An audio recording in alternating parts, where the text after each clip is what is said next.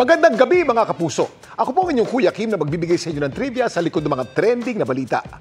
May tinakdang araw ang Simbahang Katolika para sa paghalal ng bagong Santo Papa, ang Papal Conclave. Pero bago makasaysay ang araw na ito, balikan muna natin ang ilang mahalagang Papal Conclave sa kasaysayan.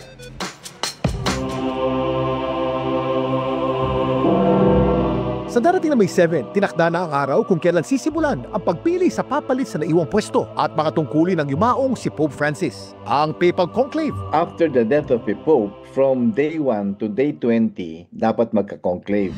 Ang conclave mula sa salitang Latin na cum clave, ibig sabihin with the key. Sa proseso kasing ito, ang mga kardinal magkukulong sa Sistine Chapel. Wala silang kontak sa labas habang sinasagawa ang paghalal sa bagong Santo Papa. Once the door is closed, wala nang istoryahan, wala nang discussion, tuloy-tuloy lang ng botohan. Meron silang balota na bibigyan nila yung pangalan at saka pipirmahan nila. And then pa-fold nila, dalawang fold lang, pupunta sila doon, magdadasal sila, iuhulog nila doon sa lalagyan para malaking kalis. You must get 2/3 of the majority.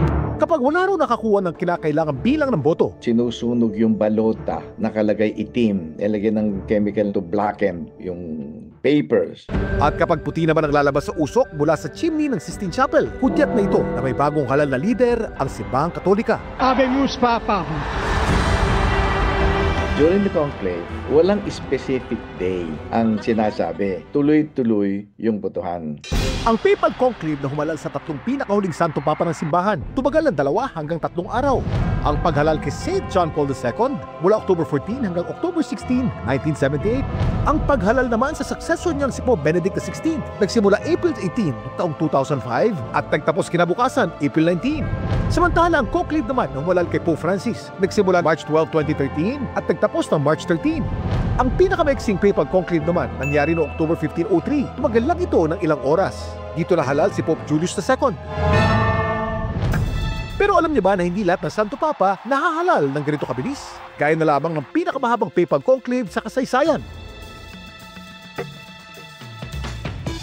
Ang Papal Conclave ni Pope Gregory X noong 1271 ang tinuturing na pinakamatagal na Papal Conclave sa kasaysayan ng Simbahang Katolika mula November ng 1268 hanggang September ng 1271.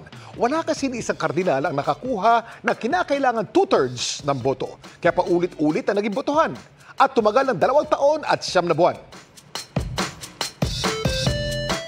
Samantala, muling kinilala po ang inyong lingkod sa kakatapos ng 19 Gandingan Awards ng University of the Philippines, Los Baños. Salamat po sa lahat ng bumubuo ng UP Community Broadcaster Society sa pagkilalang ito.